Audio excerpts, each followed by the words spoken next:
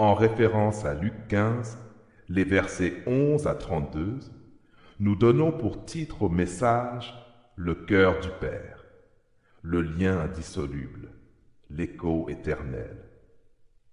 Frères et sœurs bien-aimés, plongeons-nous un instant dans les profondeurs de l'âme humaine, là où se nichent les blessures les plus anciennes et les espoirs les plus tenaces. Imaginez un jeune homme, le cœur rempli d'une arrogance juvénile, les mains avides d'une liberté illusoire, tournant le dos à tout ce qu'il a connu, à tout ce qu'il a construit. Devant lui, un père, le visage marqué par le chagrin, les yeux remplis de l'amour le plus pur, regardant sa chair et son sang s'éloigner vers l'horizon incertain. C'est une scène qui se joue et se rejoue à travers les âges, un drame intemporel de séparation, de quête et de retour. Mais derrière la douleur de la distance, derrière l'amertume du choix, se cache une vérité éternelle, une force invisible et inébranlable, le lien du Père. Un lien que les kilomètres ne peuvent briser, que le temps ne peut effacer, et que les erreurs les plus flagrantes ne peuvent jamais anéantir. C'est la puissance de ce lien, à travers le prisme de l'amour divin, que nous allons explorer aujourd'hui. Qui parmi nous n'a jamais ressenti le poids de l'éloignement, la douleur de la rupture ou le regret d'un chemin choisi qui a mené loin de l'amour, loin de la maison? N'avons-nous pas tous, à un moment ou à un autre, pris des décisions qui nous ont éloignés de ceux qui nous aimaient, ou pire encore, de celui qui nous a créés? Le monde moderne, avec ses promesses d'autonomie et de liberté, nous incite souvent à couper les ponts, à rompre les attaches, à définir notre propre voie, sans égard pour le passé ou les liens sacrés. Mais que se passe-t-il lorsque cette liberté tant recherchée se transforme en solitude, lorsque l'aventure se mue en désespoir et que l'indépendance aboutit à la misère la plus crue? Ne sommes-nous pas alors confrontés à la question déchirante: y a-t-il encore un chemin de retour? Y a-t-il un amour assez grand pour transcender nos erreurs, assez patient pour surmonter notre orgueil, assez puissant pour restaurer ce qui semble irrémédiablement brisé? C'est la question que nous pose la parabole la plus poignante de l'Évangile, celle de l'enfant prodigue. Une histoire qui, loin d'être un simple récit, est le reflet tragique de notre propre humanité déchue, mais aussi la promesse glorieuse de l'amour indéfectible de notre Père céleste. Frères et sœurs bien-aimés, notre premier regard se porte sur une vérité immuable, un roc inébranlable, l'identité du Père. Ce qu'il est en essence ne s'altère jamais, même face à l'égarement le plus flagrant de ses enfants. L'identité paternelle demeure malgré l'égarement. Dans le récit de l'enfant prodigue, le fils cadet exige sa part d'héritage, un acte d'une insolence profonde, équivalent à souhaiter la mort de son père. Il s'éloigne, gaspillant tout ce qu'il a reçu dans une vie de débauche. Il se dégrade, travaillant aux côtés des porcs, souhaitant manger leur nourriture. Il a tout perdu, sa fortune, sa dignité, son statut.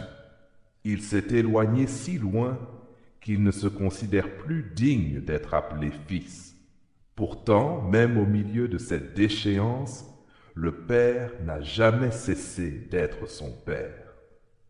En Luc, le chapitre 15, le verset 12, nous lisons: « Le plus jeune dit à son père, « Mon père, donne-moi la part de bien qui doit me revenir. » Et le père leur partagea son bien. Bien-aimé en Jésus-Christ, la phrase de Corneille résonne avec une puissance prophétique. Un père est toujours père, rien ne peut effacer le sacré caractère. C'est la nature même de la paternité, et plus encore de la paternité divine.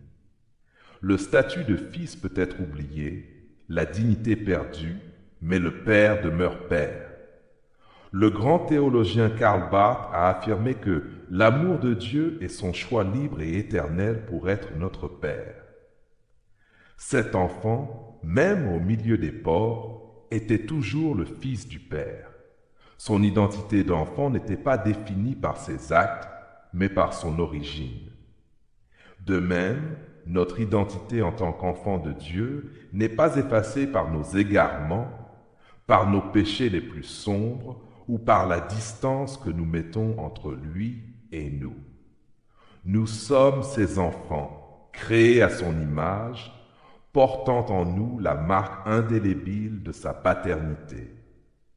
C'est une encre pour l'âme, une vérité libératrice. Notre valeur n'est pas dans notre performance, mais dans la relation immuable avec notre Père céleste. Poursuivons notre réflexion, bien-aimés du Seigneur, et laissons-nous émouvoir par la tendresse d'un Père dont l'amour ne connaît aucune limite géographique ou émotionnelle. Une tendresse qui dépasse toutes les distances que nous pourrions créer. La tendresse paternelle dépasse la distance. Alors que le Fils s'enfonce dans la misère et la solitude, le Père ne reste pas figé dans le ressentiment ou l'amertume. Il n'envoie pas de messager pour le réprimander, ni ne se complaît dans un « je vous l'avais bien dit ». Au contraire, son cœur est rempli d'une attente active, d'une compassion constante. Il attend chaque jour le retour d'un fils dont il n'a aucune nouvelle, dont la vie est une énigme douloureuse. Sa tendresse n'est pas une émotion passive, mais une force qui le pousse à scruter l'horizon jour après jour. En Luc, le chapitre 15, le verset 20, nous lisons « Comme il était encore loin, son père le vit et fut ému de compassion. Il courut, se jeta à son cou et l'embrassa. » Frères et sœurs dans la foi, imaginez cette scène. Le père, un homme d'âge respectable, brise toutes les conventions sociales de l'époque en courant. Il court vers ce fils sale, en haillons, puant l'étable. Il ne se soucie pas des regards, du jugement des voisins. Sa seule pensée est la joie de revoir son enfant. Cette course est l'incarnation même de la tendresse divine, un amour qui ne calcule pas, ne juge pas, mais qui se précipite pour accueillir et pardonner.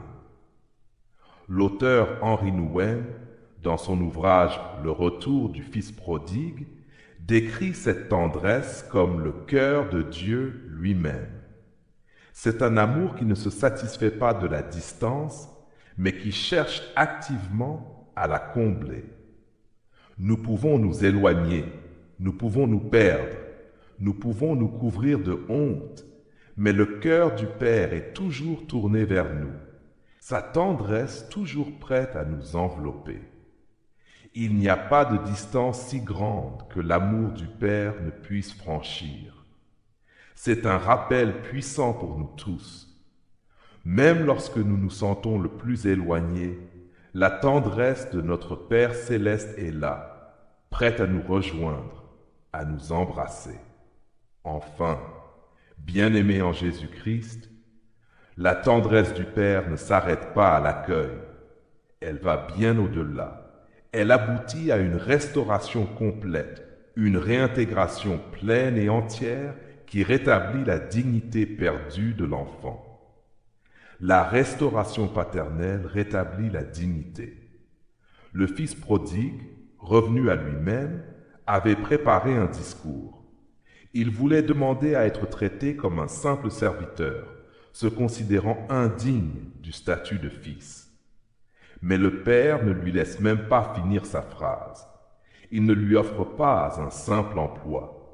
Il initie un processus de restauration qui est un acte d'amour radical, défiant toute logique humaine. En Luc, le chapitre 15, Les versets 22 et 23, nous lisons. Mais le Père dit à ses serviteurs, apportez vite la plus belle robe et l'en revêtez. Mettez-lui un anneau au doigt et des souliers aux pieds. Amenez le veau gras et tuez-le. Mangeons et réjouissons-nous. Frères et sœurs bien-aimés, cette scène est un tableau vivant de la grâce divine. La robe, l'anneau, les souliers, ce ne sont pas de simples cadeaux, ce sont des symboles puissants.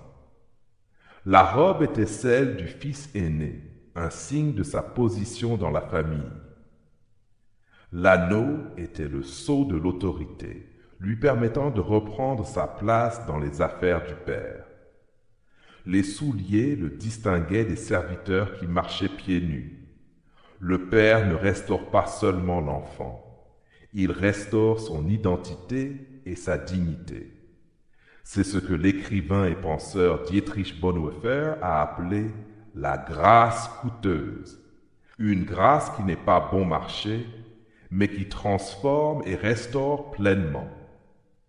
Nous pensons souvent que nous devons gagner notre retour, mériter notre pardon. Mais le Père nous offre une restauration complète, non pas parce que nous l'avons mérité, mais parce que son amour est un amour qui donne, qui pardonne, qui élève et qui restaure. Nos erreurs peuvent nous avoir dépouillés de notre dignité, nous avoir fait sentir indignes, mais l'amour du Père ne se contente pas de pardonner. Il rétablit tout, nous rendant notre place légitime dans sa famille. C'est une promesse glorieuse pour nous tous. Peu importe la profondeur de notre chute, la puissance de la restauration du Père est capable de nous redonner notre pleine dignité. Frères et sœurs bien-aimés, imaginez un jardinier passionné dont le jardin est sa joie et sa fierté. Il a planté un jeune arbre, plein de promesses. Mais avec le temps, cet arbre, au lieu de croître droit et fort, commence à s'incliner, à se tordre, ses branches s'étendant dans des directions imprévues, loin de la lumière, de la terre fertile. Les voisins critiquent. Coupez-le, il est inutile, il gâche le paysage. Le jardinier, lui, ne désespère pas. Il voit l'identité de l'arbre, son potentiel inné. Chaque matin, il va le voir. Il ne le réprimande pas, mais avec une tendresse infinie, il examine chaque branche tordue, chaque feuille jaunie. Il ne coupe pas. Au lieu de cela, avec des liens doux mais fermes, il commence à guider l'arbre, millimètre par millimètre, vers la lumière. Il nourrit la terre, soigne les racines. C'est un processus lent, patient, parfois douloureux pour l'arbre. Mais année après année, la tendresse du jardinier, sa persévérance et sa foi en la vie de l'arbre portent leurs fruits. L'arbre, bien que portant encore les cicatrices de son passé, retrouve sa vitalité. Ses branches s'élèvent vers le ciel, portant des fruits abondants. Il n'est pas parfait, mais il est restauré, un témoignage vivant de l'amour inébranlable du jardinier. Ainsi est notre Père céleste, un jardinier patient, dont l'amour restaure nos âmes tordues, nous ramenant à la vie et à la dignité. Frères et sœurs bien-aimés, l'histoire de l'enfant prodigue et la sagesse intemporelle de Corneille nous rappellent une vérité fondamentale sur l'amour de notre Père céleste. Son identité de Père demeure inaltérable, peu importe à quel point nous nous égarons. Sa tendresse dépasse toutes les distances. Ses bras sont toujours ouverts, prêts à nous accueillir avec un amour sans bornes. Et sa restauration est complète, nous redonnant non seulement le pardon, mais aussi notre pleine dignité d'enfant bien-aimé. Aujourd'hui, si vous vous sentez éloigné, perdu, indigne, rappelez-vous que l'identité de votre Père céleste est immuable. Sa tendresse ne faiblit jamais. Sa main est tendue, prête à vous restaurer entièrement. Laissez tomber les masques, abandonnez les fausses dignités et courez vers lui. Il vous voit encore de loin et son cœur est ému de compassion. Il se précipitera vers vous, vous embrassera et vous rétablira dans toute votre dignité d'enfant aimé. C'est la promesse de notre Père. Qu'il en soit ainsi. Amen. Amen.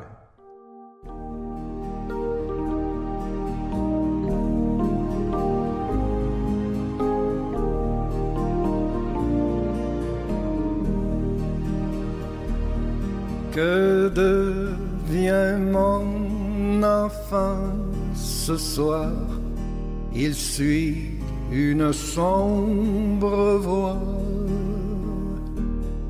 Lui qui faisait tout mon espoir et ma couronne de joie. Cherchez mon enfant ce soir. Cherchez mon enfant ce soir. Mon cœur est plein, je veux le revoir. Cherchez mon enfant ce soir.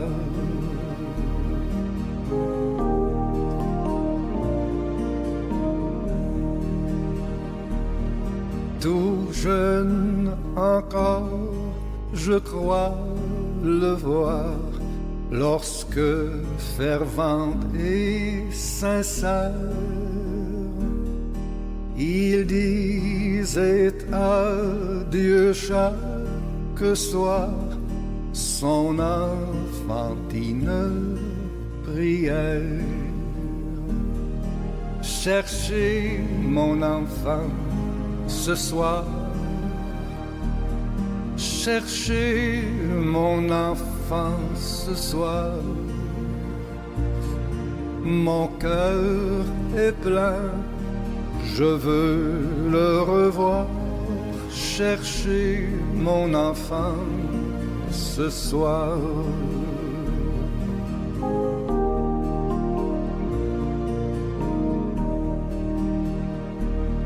Je le revois plus grand, plus fort, lorsqu'au jour de sa jeunesse, son cœur était candide encore et pour moi plein de tendresse. Cherchez mon enfant ce soir. Cherchez mon enfant ce soir. Mon cœur est plein, je veux le revoir. Cherchez mon enfant ce soir.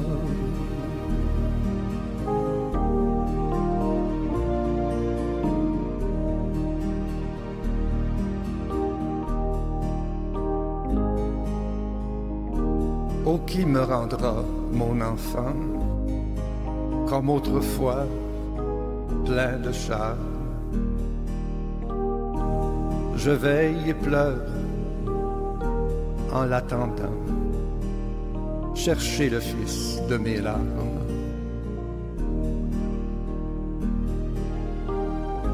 Cherchez mon enfant ce soir. Cherchez mon enfant ce soir. Mon cœur est plein, je veux le revoir. Cherchez mon enfant ce soir.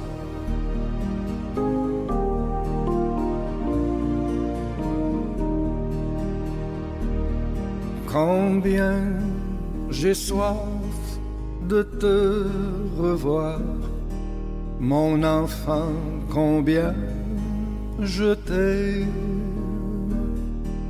Oh, dans mes bras, reviens ce soir, entends mon appel suprême.